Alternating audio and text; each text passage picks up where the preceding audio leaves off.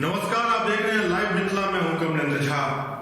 तमिलनाडु में बिहारी मजदूरों पर हो रहे हमलों को एक तरफ तमिलनाडु के डीजीपी अफवाह बता रहे हैं, तो दूसरी तरफ बिहार विधानसभा में लगातार हंगामा होने के बाद मुख्यमंत्री से मिले विपक्ष के नेताओं को मुख्यमंत्री ने आश्वासन दिया जो जल्द ही एक डेलीगेशन तमिलनाडु भेजेंगे। आज तमिलनाडु एक बिहार का डेलीगेशन पहुंचा है और वहां पर जांच शुरू की जाएगी। लेकिन यहाँ एक बात पर गौर करना जरूरी है, जो तमिलनाडु जो टीम गई है बिहार की, वो वहां के अधिकारियों के साथ घटनास्थल का मुआयना करेगी, वहां जांच करेगी। अब आप सोच सकते हैं, जो जिसके डीजीपी पहले से ही इस मुद्दे को अफवाह बता रहे हैं, क्या वहां के अधिकारी इस बात से पीछे हटेंगे? वो अपने डीजीपी का साथ देंगे या यहाँ के अधिकारियों का?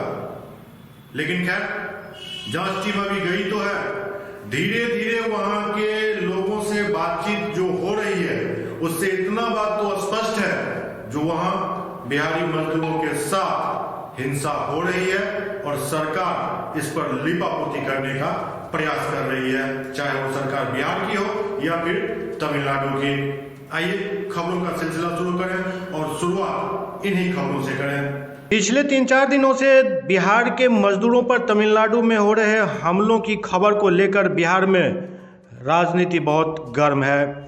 सदन में विपक्ष द्वारा काफ़ी हो हंगामा करने के बाद पिछले दिन बिहार के मुख्यमंत्री नीतीश कुमार ने एक डेलीगेशन तमिलनाडु भेजने का निर्णय लिया।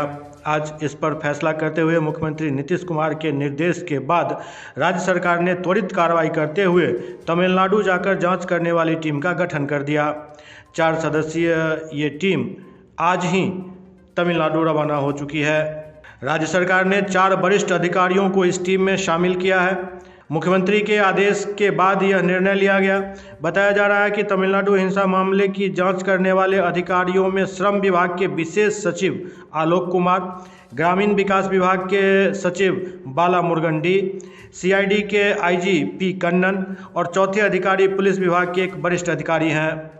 इसके अलावा मुख्यमंत्री नीतीश कुमार ने मुख्य सचिव और पुलिस महानिदेशक को निर्देश दिया है कि वो पूरे घटनाक्रम पर नज़र बनाए रखें।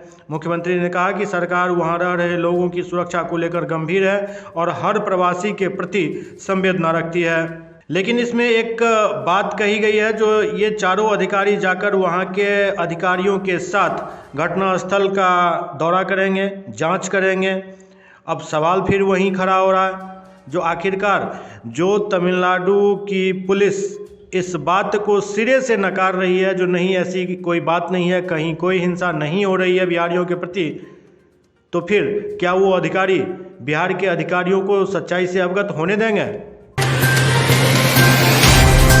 तमिलनाडु में बिहारियों के प्रति हो रही हिंसा को एक तरफ जहां वहां की पुलिस अफवाह बता रही है, वहीं दूसरी तरफ तमिलनाडु के तिरुपुर रेलवे स्टेशन के पास रेलवे ट्रैक पर एक बिहारी मजदूर का शव मिलने के बाद पूरे क्षेत्र में सनसनी फैल गई है। मृतक की पहचान संजीव कुमार के रूप में हुई है। कहा जा रहा है कि वह स्थानीय कंपनी में काम करता था। इस घटना से आक्रोशित उत्तर भारतीयों के एक श्रमिक समूह ने तिरुपुर रेलवे स्टेशन का घेराव किया। प्रवासी श्रमिकों का आरोप है, जो संजीव की पहले पीट कर हत्या की गई, इसके बाद शव को रेलवे ट्रैक पर फेंक दिया गया। बताया जा रहा है, जो मृतक का शव 2 मार्च की रात 1 बजे के करीब रेलवे ट्रैक किनारे मिला था। तमिलनाडु की तिरुपुर रेलवे पुलिस मामले की जांच कर रही है। पुलिस ने शव को कब्जे में लेकर पोस्टमार्टम के लिए तिरुपुर जिला सरकारी मेडिकल कॉलेज भेज दिया। इस घटना के बाद पूरे क्षेत्र में काफ़ी तनाव बढ़ा हुआ है। हिंदी भाषी क्षेत्र के कई मजदूर अपनी कंपनी में काम करने भी नहीं जा रहे हैं। वे सभी लोग पुलिस स्टेशन के सामने खड़े होकर हत्या के जांच की मांग कर रहे हैं। इधर दूसरी तरफ तमिलनाडु के मुख्यमंत्री एम.के. स्टालिन ने शनिवार को बिहार के लोगों पर हो रहे कथित हमलों के बीच प्रवासी श्रमिकों की रक्षा करने की कसम खाई। हालांकि अधिकारियों ने इन हमलों को फर्जी बताया है। तमिलनाडु सीएम ने एक बयान में कहा है कि प्रवासी श्रमिकों को डरने की ज़रूरत नहीं है। अगर कोई आपको धमकी देता है तो हेल्पलाइन पर कॉल करें। तमिलनाडु सरकार और लोग हमारे प्रवासी भाइयों की रक्षा के लिए खड़े होंगे। इस बीच तमिलनाडु के मुख्यमंत्री ने अपने बिहार के समकक्ष मुख्यमंत्री नीतीश कुमार से भी बात की। तमिलनाडु के सीएम एम.के. स्टालिन ने प्रवासी श्रमिकों पर कथित हमलों की अफवाहों के बाद बिहार के मुख्यमंत्री नीतीश कुमार से बात की और कहा कि ऐसे व्यक्ति भारत की अखंडता के खिलाफ काम कर रहे हैं। बिहार के अधिकारियों ने भी कहा कि वे स्थानीय अधिकारियों के साथ प्रवासी श्रमिकों से मिलेंगे। बिहार के प्रवासी श्रमिकों पर हमला के बारे में अफवाहों की जांच के लिए दोनों राज्यों की पुलिस सोशल मीडिया पर कड़ी नज़र रख रही है। श्रमिकों में इस दहशत के पीछे व्हाट्सएप पर लगातार फेक संदेश भेजा जाना प्रतीत हो रहा है। अमेरिकी बिजनेसमैन बिल गेट्स ने भारत के प्रधानमंत्री नरेंद्र मोदी से मुलाकात की। उन्होंने health, climate change, G20 presidency समेत कई मुद्दों पर बातचीत की। इस मुलाकात के बारे में बिल गेट्स ने अपने ऑफिशियल ब्लॉग गेट्स नोट्स में लिखते हुए भारत की तारीफ की। बिल गेट्स ने लिखा कि इस हफ्ते मैं भारत में हूं। ऐसे समय में जब दुनिया कई चुनौतियों से घिरी है, भारत जैसी डायनामिक और क्रिएटिव जगह पर होना प्रेरणादायक है।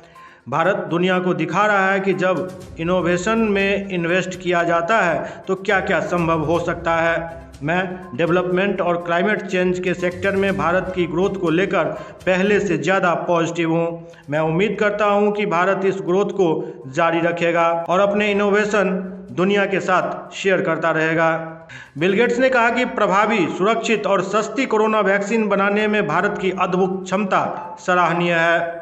इन वैक्सीन ने लाखों लोगों की जिंदगी बचाई और दुनिया भर में दूसरी बीमारियां फैलने से रोका। यह खुशी की बात है कि कुछ वैक्सीन बनाने में गेट्स फाउंडेशन भी भारत का सहयोग कर पाया। बिल गेट्स ने आगे लिखा, जो भारत ने न सिर्फ जीवन रक्षक वैक्सीन बनाई बल्कि उन्हें डिलीवर करने में भी बेहतरीन काम किया। भारत के पब्लिक हेल्थ सिस्टम कोविन नाम के ओपन सोर्स प्लेटफॉर्म के जरिए कोरोना वैक्सीन की 220 करोड़ डोज डिलीवर की गई। इस प्लेटफॉर्म के जरिए करोड़ों लोगों ने वैक्सीन लगवाने का अपॉइंटमेंट लिया और वैक्सीन लगने के बाद उन्हें डिजिटल सर्टिफिकेट भी मिला। प्रधानमंत्री मोदी का मानना है कि कोविन दुनिया के लिए एक उदाहरण है और मैं उनकी इस बात से सहमत हूं। अमेरिका के राष्ट्रपति जो बाइडेन को स्किन कैंसर हो गया था। व्हाइट हाउस के डॉक्टर केविन ओ कॉनर ने कहा कि बाइडेन के चेस्ट की स्किन पर घाव हो गया था। फरवरी में सर्जरी के दौरान इस घाव वाले स्किन को हटा दिया गया था। इसे जांच के लिए भेजा गया था जिसमें पता चला कि ये घाव बेसल सेल कार्सिनोमा है। यह स्किन कैंसर का सामान्य रूप है। डॉक्टर ओ कॉनर ने कहा कि सर्जरी के दौरान कैंसर फैलाने वाले सभी टिश्यूज को हटा दिया गया था। इलाज के बाद बाइडेन बिल्कुल ठीक हो गए हैं। उन्हें आगे इलाज की ज़रूरत नहीं है। हालांकि राष्ट्रपति बाइडेन की सेहत की निगरानी की जा रही है। डॉक्टर ने कहा कि हम देख रहे हैं कि उन्हें स्किन से जुड़ी कोई और परेशानी तो नहीं हो रही है। 80 साल के जो बाइडेन अब बिल्कुल फिट बताए जा रहे हैं। मुख्यमंत्री नीतीश कुमार के खिलाफ बयानबाजी करने वाले बिहार के पूर्व कृषि मंत्री एवं राष्ट्रीय जनता दल के विधायक सुधाकर सिंह ने अब डिप्टी सीएम तेजस्वी यादव को तेवर दिखाए हैं। राष्ट्रीय जनता दल से निकाले जाने की बात पर उन्होंने तेजस्वी को दो टूक जवाब दिया है और कहा है कि चुने हुए जनप्रतिनिधि को हटाने का फैसला सिर्फ जनता का होता है। राष्ट्रीय जनता दल ने जो नोटिस भेजा था उसका हमने 1 महीना पहले ही जवाब दे दिया है। सुधाकर सिंह ने कहा कि एक विधायक के रूप में मुझे सवाल उठाने का हक है। यह लोकतंत्र की खूबसूरती है कि अलग अलग विचारधारा के लोग एक साथ रहते हैं। हम किसी तानाशाही में नहीं रह रहे हैं। हमें सत्ता से सवाल करने का हक है। सवाल हमेशा सत्ता से ही होते हैं, विपक्ष से नहीं। शिवहर जिला के पुरनहिया प्रखंड के दोस्तिया पंचायत में सोनफी पासवान के पुत्र आदित्य कुमार की अपराधियों ने निर्मम हत्या कर दी थी। लोक जनशक्ति पार्टी रामविलास के राष्ट्रीय अध्यक्ष चिराग पासवान के आदेश और बिहार प्रदेश अध्यक्ष राजू तिवारी के निर्देश पर 8 सदस्यीय जांच कमेटी ने घटनास्थल का दौरा कर पीड़ित मृतक के परिवार से मुलाकात की और शोक संवेदना प्रकट किया। इस दौरान बिहार सरकार से दोषियों को जल्द से जल्द गिरफ्तार कर स्पीडी ट्रायल चलाकर कार्रवाई करने की मांग की गई और मृतक की पत्नी को 50 लाख रुपया एवं एक सरकारी नौकरी के साथ परिवार की सुरक्षा की मांग की गई। इस जांच दल में राष्ट्रीय महासचिव डॉक्टर शाहनवाज अहमद कैफी, राष्ट्रीय महासचिव डॉक्टर अच्युतानंद सिंह, प्रदेश प्रधान महासचिव संजय पासवान, महिला मोर्चा के राष्ट्रीय महासचिव इंदु कश्यप, प्रदेश उपाध्यक्ष विभूति भूषण पासवान, प्रदेश उपाध्यक्ष अभय कुमार सिंह और जिला अध्यक्ष विजय कुमार पांडे मौजूद थे। कि वो कौन कौन कुत्ता कहलाता है। जिस घर में वो खून पकड़ाया, जिस घर में कुत्ता घुस गया, वो आज भी आपके सलाखों के पीछे नहीं है।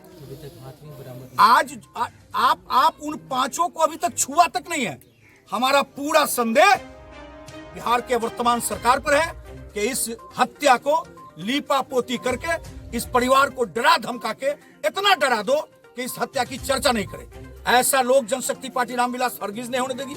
आदरणीय चिराग जी ने कहा मृतक के पिताजी से कि इस लड़ाई को चिराग जी लड़ेंगे, और जब लड़ाई चिराग जी लड़ेंगे तो अंतिम जो फैसला होना है जेल की सलाखों में भी होगा, उसको फांसी भी होगी।